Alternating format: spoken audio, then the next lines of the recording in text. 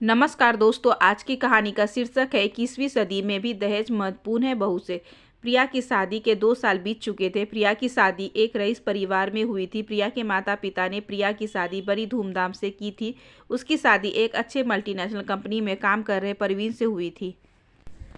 प्रिया के माता पिता ने अपनी औकात से बढ़कर दहेज दिया था। अपनी बेटी की शादी में कोई कसर नहीं छोड़ी थी। प्रिया और प्रवीण की शादी के कुछ महीने तो अच्छे से बीते, लेकिन कुछ समय बीतने के बाद दोनों में आपसी मतभेद होने लगे थे। इसकी वजह थी दहेज में वादा किया गया सामान अभी तक बाकी था।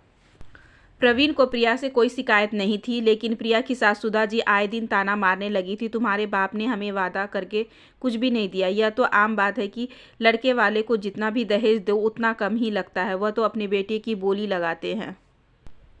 यह तो आम बात है कि लड़की के माता पिता को उसके ससुराल वाले कभी इज्जत नहीं देते। उसे तेरा बाप तेरा भाई करके संबोधित करते हैं, क्योंकि वह सोकॉल्ड लड़के के माता पिता जो ठहरे। हद तो तब हो गई जब आए दिन सास बहू की खटपट की वजह से प्रिया और परवीन के रिश्ते में करवाहट आने लगी थी।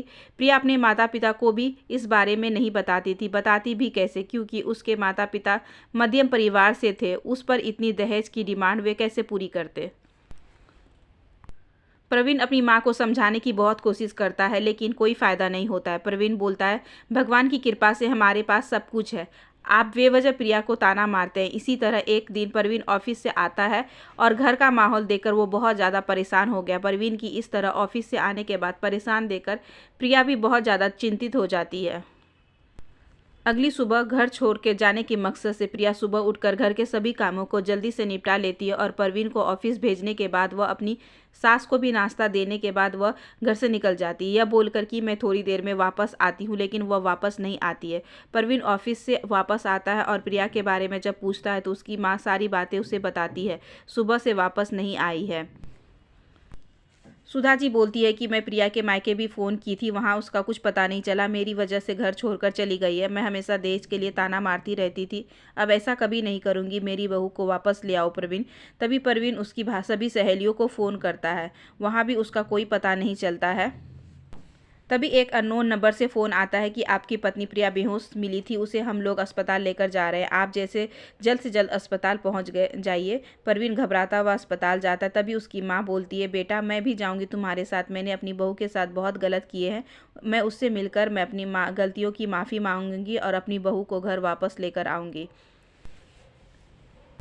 जब सब अस्पताल पहुंचते तो प्रिया को भी होश आ जाता। तब प्रिया अपनी सारी कहानी बताते कि वह सुसाइड करने जा रही थी। तभी एक आदमी ने आकर उसे बचा लेता है।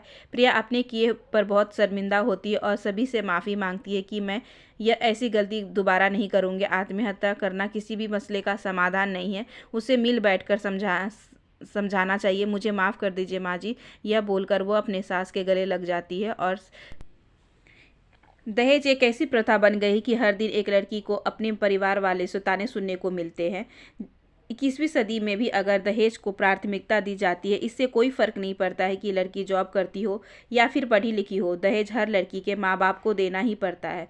21वीं सदी में भी होकर अगर इस मानसिकता पर रोक नहीं लगा पाए हैं, तभी तो कन्या भ्रूण हत्या कर दी जाती है।